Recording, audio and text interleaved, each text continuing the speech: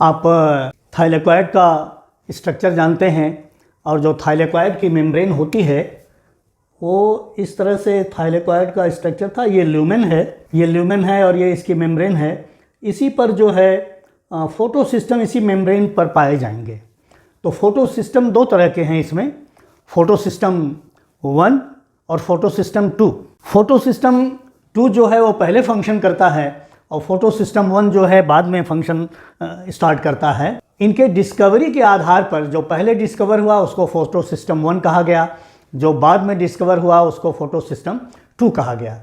तो दो photo system होते हैं और दोनों फोटो सिस्टम जो हैं फंक्शन करते हैं और एनर्जी को, सनलाइट एनर्जी को वो केमिकल एनर्जी में ट्रांसफॉर्म करते हैं फोटोसिंथेसिस के थ्रू। फोटो सिस्टम क्या है? देखिए, फोटो सिस्टम जो है एक नेटवर्क है। ये देखिए फोटो सिस्टम का एक डायग्राम बनाया गया और फोटो सिस्टम एक तरह का नेटवर्क है जिसमें जो है chlorophyll A molecules, accessory pigments, associated proteins और ये सभी जो हैं हेल्ड अप हैं एक प्रोटीन मैट्रिक्स में। जो आप जानते हैं कि मेम्ब्रेन, जो बायोलॉजिकल मेम्ब्रेन है वो लिपिड बाइलेयर की है।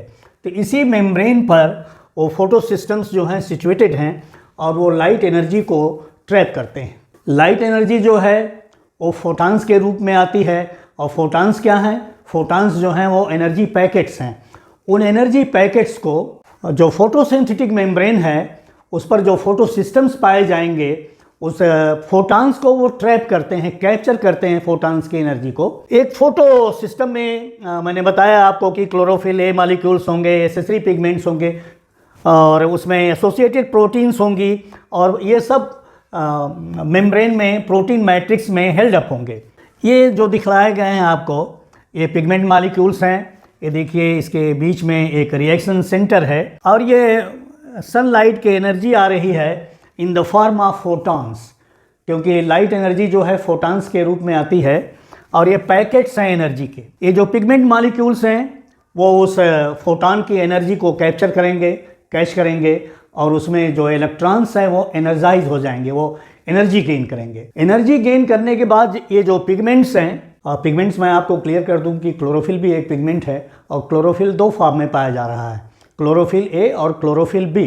तो क्लोरोफिल ए जो है मेन पिगमेंट है, क्लोरोफिल बी जो है एसेसरी पिगमेंट है, जैसे जेंथोफिल्स भी होगा, कैरोटीन्स भी होगा, ये सारे जो हैं एसेसरी पिगमेंट्स होंगे। तो ये जो पिगमेंट मॉलिक्यूल्स हैं एक फोटो सिस्टम में, ये फोटॉन्स को की एनर्जी को कैच करेंगे, एनर्जाइज होंगे। और ये जो पिगमेंट मॉलिक्यूल्स हैं वो एक मॉलिक्यूल जो है दूसरे मॉलिक्यूल को वो एनर्जी ट्रांसफ़र करेगा, न कि इलेक्ट्रॉन्स को ट्रांसफ़र करेगा।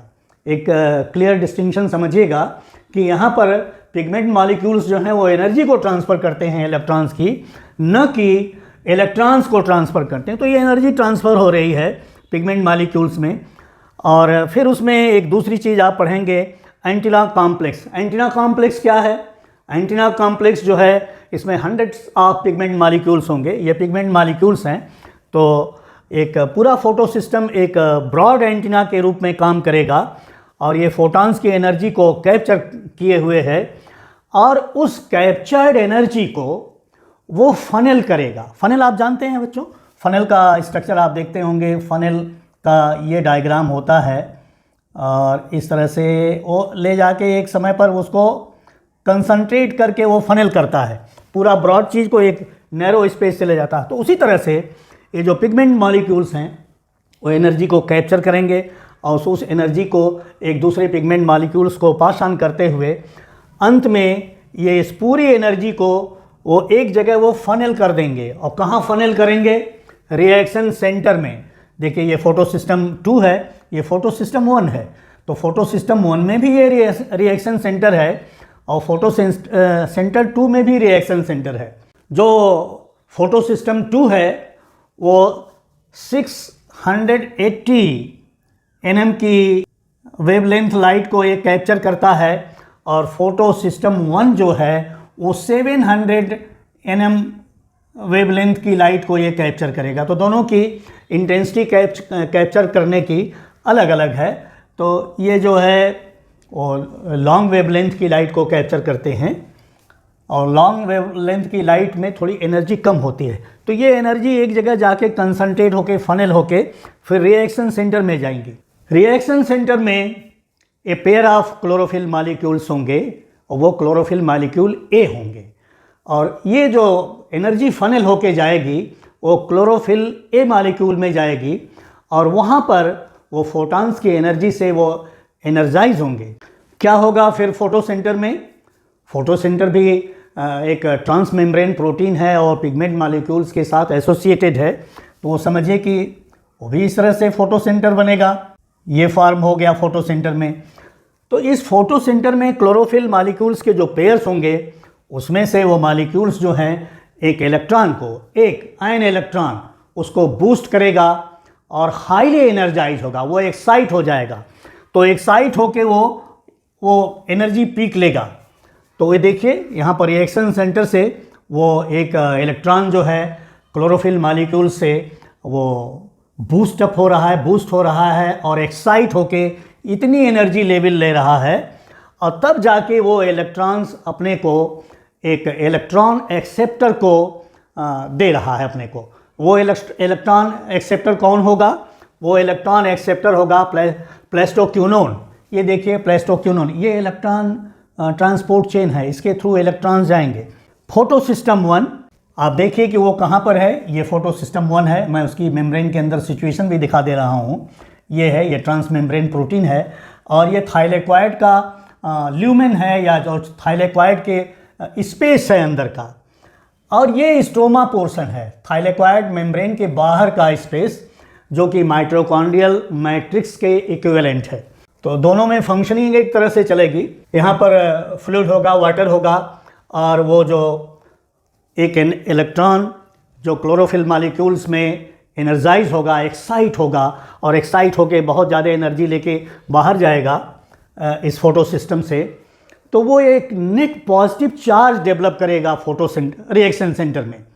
तो रिएक्शन सेंटर में एक्साइटेड इलेक्ट्रॉन्स के निकलने से नेट पॉजिटिव चार्ज डेवलप करेगा, और वो जो नेट पॉजिटिव चार्ज डेवलप करेगा वो थाइलेक्वाइड के ल्यूमेन से या थाइलेक्वाइड के स्पेस से वाटर मॉलिक्यूल को से वो इलेक्ट्रॉन्स को अट्रैक्ट करेगा। पॉजिटिव चार्ज जो हैं इलेक्ट्रॉन्स को अट्रैक्ट करेंगे, और जैसे ही वाटर से इलेक्ट्रॉन्स जो हैं रिमूव होंगे वो वाटर मॉलिक्यूल को स्प्लिट कर देते हैं। तो वाटर मॉलिक्यूल स्प्लिट हो जाता है मॉलिक्यूलर ऑक्सीजन में और 2 प्रोटॉन में, तो उससे दो इलेक्ट्रॉन निकल जाएंगे, 2 प्रोटॉन बचेगा और मॉलिक्यूलर ऑक्सीजन बच जाएगी ल्यूमेन में। तो ये देखिए रिएक्शन सेंटर से एक्साइटेड इलेक्ट्रॉन्स पूरी एनर्जी पा के, और इतनी अमाउंट की एनर्जी वो पा गया, बहुत ज़्यादा एनर्जी हो गई, तो उसको एक मिलेगा इलेक्ट्रॉन एक्सेप्टर, और वो इलेक्ट्रॉन एक्सेप्टर होगा प्लेस्टोक्यूनोन, मेम्ब्रेन में जो पाया जाएगा। और प्लेस्टोक्यूनोन से फिर वो इलेक्ट्रॉन जो है वो ट्रांसफ़र होगा दूसरे कॉम्प्लेक्स को, जिसको कहा जाएगा B6F कॉम्प्लेक्स।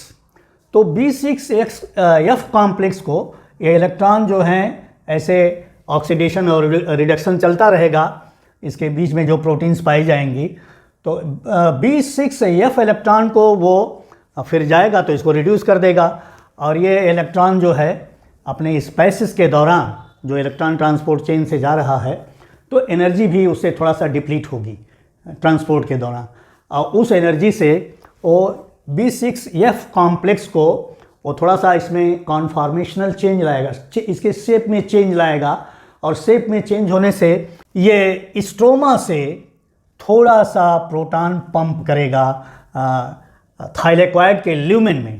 तो ये ल्यूमेन पोर्शन हो जाएगा, इधर देखिए स्ट्रोमा हो जाएगा, तो स्ट्रोमा से ये एच आयंस को, एच आयन मतलब प्रोटॉन को, तो ये प्रोटॉन का ग्रेडियंट फॉर्म करता हुआ जाएगा। B6F कॉम्प्लेक्स से फिर वो इलेक्ट्रॉन जो है ट्रांसफ़र होगा दूसरे कैरियर को, जिसको कहेंगे प्लेस्टोसाइनिन। ये प्लेस्टोसाइनिन है, PC से डिनोट किया गया है, और प्लेस्टोसाइनिन से इलेक्ट्रॉन्स वो होते हुए वो जाएंगे फोटो सिस्टम 1 के पास। तो यहाँ भी देखिए रेडिएशन आ रहा है, जिस तरह का सिस्टम फोटो सिस्टम 2 में है उसी तरह का सिस्टम जो है फोटो सिस्टम 1 में भी है। ये 700 nm वेवलेंथ की लाइट को एब्जॉर्ब करता है, फोटो सिस्टम 2 जो है 680 nm वेवलेंथ की लाइट को एब्जॉर्व करता है।